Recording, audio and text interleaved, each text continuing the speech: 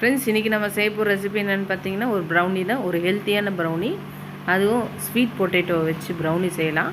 ரொம்ப டேஸ்ட்டாகவும் டிஃப்ரெண்ட்டாக இருக்கும். ஹெல்த்தியானது. வாங்க எப்படி செய்யலான்னு பார்க்கலாம். ஃப்ரெண்ட்ஸ், இன்றைக்கி நம்ம ரொம்ப ஹெல்த்தியான ஒரு ப்ரௌனி ரெசிபி பார்க்க போகிறோம். அதுக்கு ஒரு பவுல் எடுத்துக்கலாம். ஸ்வீட் பொட்டேட்டோ, சக்கரவள்ளி கிழங்க இட்லி குண்டானில் வச்சு ஒரு 10 நிமிஷம் வேக வச்சு எடுத்துக்கோங்க.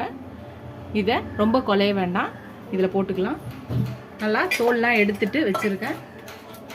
இப்போ நம்ம மேஷரில் வச்சு மசிச்சுக்கலாம். சப்போஸ் உங்களுக்கு ரொம்ப குழந்தைங்க சாப்பிட மாட்டாங்கன்னு வச்சிங்கன்னா மிக்சியில் கூட அடித்து இது நல்லா இது பண்ணிக்கலாம். இது நல்லா மசிச்சுக்கலாம். இதை கொஞ்சம் நல்லா நடுவில் சாப்பிடும்போது வாயில் இது பண்ணிட்டுச்சுன்னா நல்லாயிருக்கும். அதனால தான் மேஷரில் போட்டு இது பண்ணுறேன். உங்களுக்கு பசங்க சாப்பிட மாட்டாங்கன்னு வச்சிங்கன்னா மிக்சியில் போட்டு நல்லா டக்குன்னு அடித்து எடுத்துடலாம். இந்த ஸ்வீட் பொட்டேட்டோ ரொம்ப ஹெல்த்துக்கு நல்லது.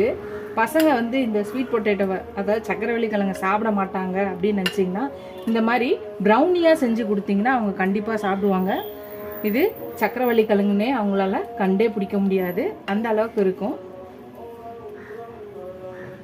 நல்லா மசிச்சாச்சு. இப்போ நான் இதில் தேங்காய் எண்ணெய் 1 டேபிள் ஸ்பூன் ஊற்றுறேன். உங்களுக்கு மெல்டட் பட்டர் வேணும்னாலும் நீங்கள் ஊற்றிக்கலாம். தேங்காய் எண்ணெய் ஊற்றியாச்சு. இப்போ 1/3 கப்பில் சுகர் கேனு, நாட்டு சக்கரை, இல்லை உங்களுக்கு ஒயிட் சுகர் வேணுனாலும் போட்டுக்கலாம். ஹெல்த்தியாக வேணும்னு நினச்சிங்கன்னா நாட்டு சக்கரை இல்லை வெல்லம் கூட போட்டுக்கலாம். இப்போ இது நல்லா எல்லாத்தையும் நல்லா மிக்ஸ் பண்ணிக்கலாம். இன்னும் கொஞ்சம் உங்களுக்கு இனிப்பு தேவைன்னா இன்னும் ஒரு 1/4 கப் கூட நீங்கள் இனிப்புக்கு நாட்டு சக்கரை சேர்த்துக்கலாம். நல்லா நம்ம மிக்ஸ் பண்ணியாச்சு. இப்போ 1/2 கப்பில் ராகி மாவு போட்டுக்கலாம். கேழ்வரகு மாவு 1/2 கப்பு 1/2 கப்பில் 1/2 ஸ்பூன் பேக்கிங் பவுடர் மட்டும் போடலாம். 1/4 கப்பில் கொக்கோ பவுடர் போட்டுக்கலாம்.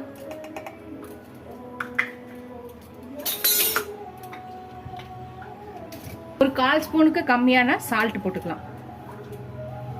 இப்போ ஒரு 2 டேபிள் ஸ்பூன் மில்க்கு, உங்ககிட்ட சோயா மில்க்கோ இல்லை ஆல்மண்ட்ஸ் மில்க்கோ பிளான்ட் மில்க் எது இருந்தாலும் நீங்கள் மிக்ஸ் பண்ணிக்கலாம். இப்போ நார்மல் மில்க்கு நான் போடுறேன். இப்போ எல்லாத்தையும் நல்லா மிக்ஸ் பண்ணிக்கலாம். அவ்வளோதான், நம்ம பேட்டர் ரெடி ஆயிடுச்சு. இது ஒரு பக்கம் இருக்கட்டும். இப்போ நம்ம ஒரு கேக் டின்ல பட்டர் ஷீட் வச்சுருக்கோம். இப்போ இதில் நம்ம ஃபில் பண்ணிக்கலாம்.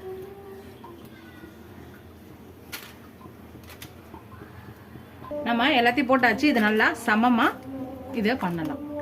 இப்போ இதுக்கு மேலே நம்ம விருப்பப்பட்ட சாக்லேட்ஸ் போட்டுக்கலாம். நான் டார்க் சாக்லேட் போடுறேன். இது நம்மளுக்கு என்ன சாக்லேட் வேணுமோ அந்த சாக்லேட்ஸை நம்ம மேலே போட்டுக்கலாம். நான் மேலே சாக்கோ சிப்ஸை போட்டிருக்கேன். அவ்வளோதான், ரெடி ஆயிடுச்சு பேட்டரு. நான் ஃப்ரீ ஹீட் பண்ணி வச்சுருக்கேன்.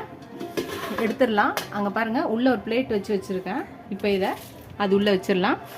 நீங்கள் மைக்ரோவேவோ ஓடிஜியோ வச்சுருந்தீங்கன்னா 170 டிகிரியில் இதை நீங்கள் பேக் பண்ணிக்கலாம். 20 மினிட்ஸ். இதில் 20 மினிட்ஸ் பாருங்கள்.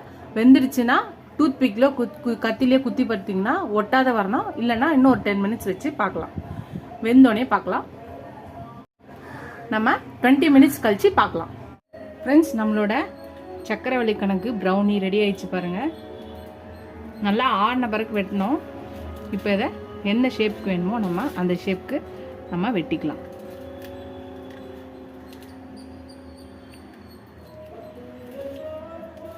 ஆறின பிறகு வெட்டினா தான் நல்லாவே வரும், இல்லைன்னா கொட்டிக்கும்.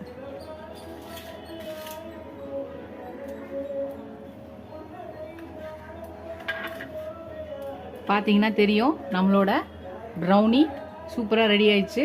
சாப்பிட்டு பார்த்துட்டு சொல்கிறேன்.